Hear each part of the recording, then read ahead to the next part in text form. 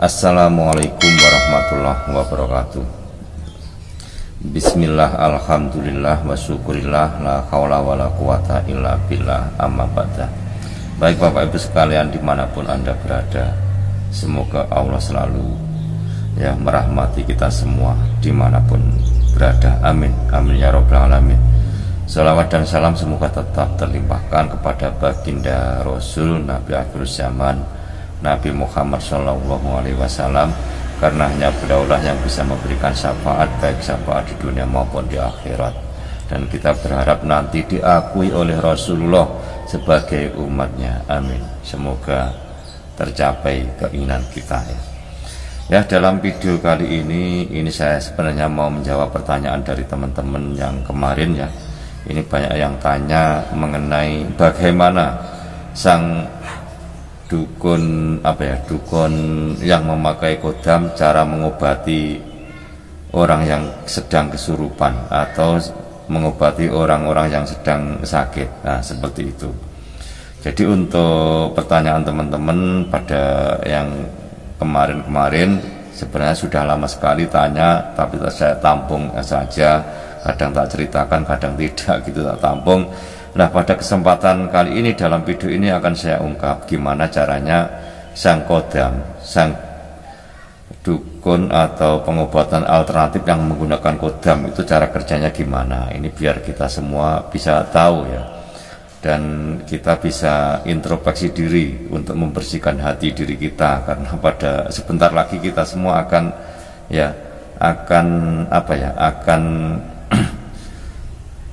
melaksanakan yang namanya puasa di bulan suci Ramadan. Kita harus membersihkan hati kita dulu supaya puasa kita, amal ibadah kita benar-benar diterima oleh Allah Subhanahu wa Ta'ala. Jangan sampai ada kodam di diri kita masing-masing seperti itu. Jadi gini, ini untuk pengobatan yang menggunakan kodam, ini sebenarnya sangat mudah sekali untuk diketahui ya. Orang ini dalam menangani pasien menggunakan kodam atau tidak, ini sangat mudah sekali untuk diketahui, tapi tidak usah ini saya ceritakan. Akan tetapi yang akan saya ceritakan pada video ini cuma bagaimana cara sang dukun yang memakai kodam untuk untuk menolong pasiennya itu caranya gimana. Nah, jadi ini saya contohkan, saya ambil sebuah gelas ya, ini sebuah gelas ini ya. Jadi gelas ini saya ibaratkan tubuh manusia. Ini cuma gelas ini ya. Gelasnya kotor, belum dicuci, maaf ya. Nah, ini ibaratnya tubuh manusia. Nah, ketika tubuh manusia ini kesurupan, ini kacamata. Ini ibaratnya setan ya. Kesurupan di sini jelas gini, kesurupan. Orang ini kesurupan. Jadi bisa ndelemeng, bisa tingkah lakunya tidak seperti biasanya. Mungkin sifatnya yang biasanya baik menjadi jelek dan sebagainya. Kadang ngamuk-ngamuk kan, kesurupan kan seperti itu, bisa saja seperti itu.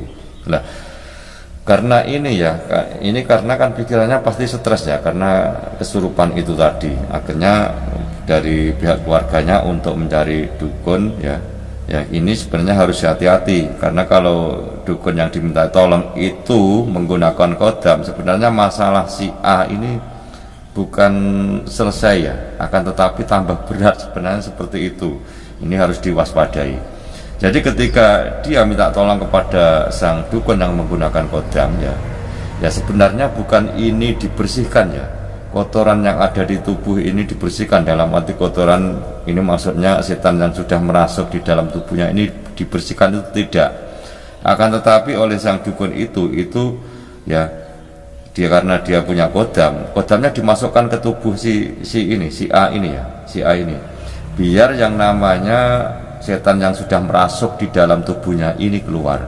Jadi seperti ini umpamanya kodamnya yang lama ya.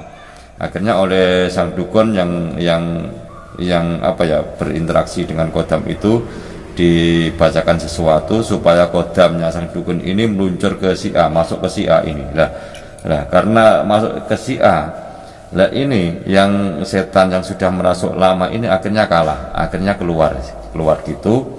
Tetapi kodam yang diberikan oleh sang dukun ini menancap di dalam tubuh ini ya, di dalam raga ini. Nah, ini yang mengkhawatirkan.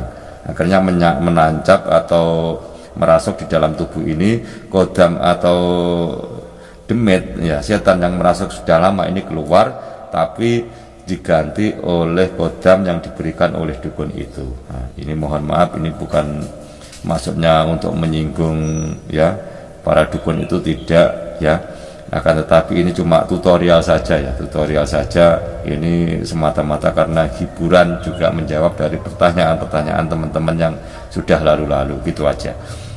Nah, ketika kodamnya sang dukun ini masuk ke sini, jerat gitu, nah, setan yang merasuk sudah lama akhirnya keluar. Nah, kodam ini akhirnya yang menguasai tubuh ini ya.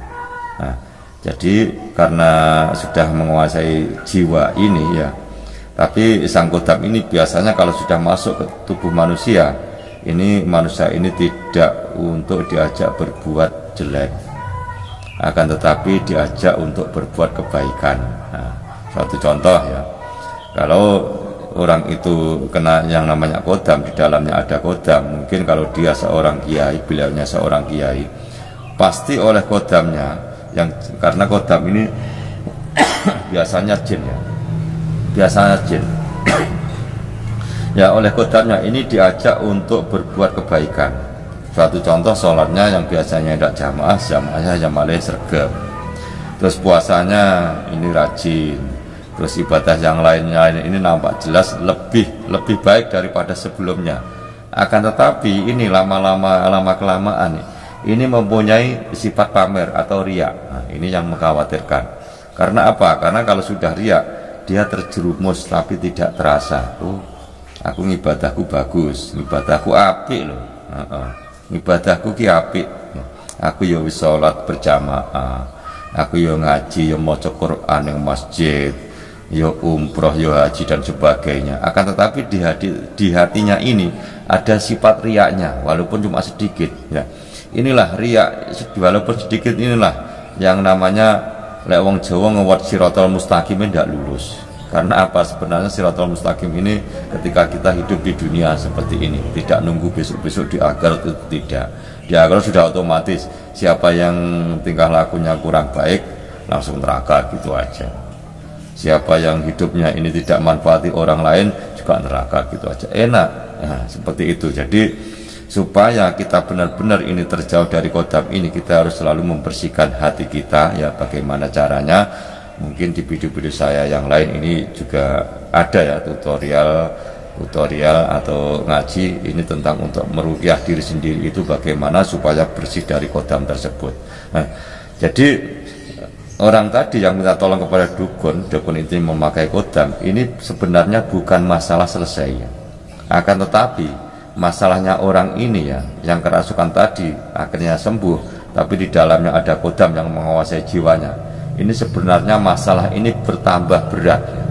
Akan tetapi tidak dirasakan karena dilihat dari tingkah laku, dilihat orang lain dari tingkah lakunya ini baik, tidak seperti yang dulu pada waktu dia kerasukan. Tingkah lakunya ini aneh-aneh, kadang ngamuk, kadang gimana gitu, kadang menyakiti orang lain dan sebagainya. Tapi kalau sudah kodam ini, karena jin yang mengganggunya ya, yang mengganggu dia tidak terasa. Ini ibaratkan sebuah kereta api ya.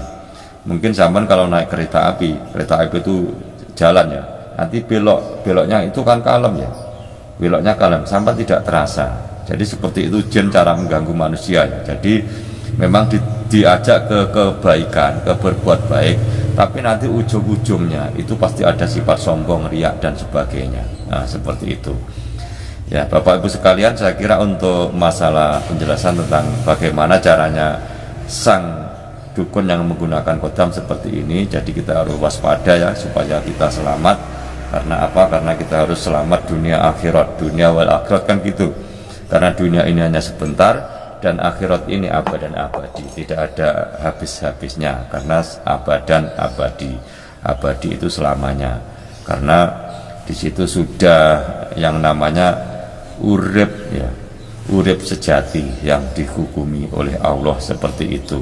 jenenge urip langgeng, yaitu yang nanti nyampe ke akhirat, yang tidak ada batasnya sama sekali. Ya, saya kira untuk penjelasan tentang pertanyaan dari teman-teman yang dulu-dulu masalah bagaimana cara Kodam menangani si pasien seperti itu, ya ini bisa dijadikan perhatian untuk jadikan kita untuk selalu mawas diri supaya diri kita ini tidak terjerumus ke dalam ya iming-iming Kodam yang luar biasa seperti itu.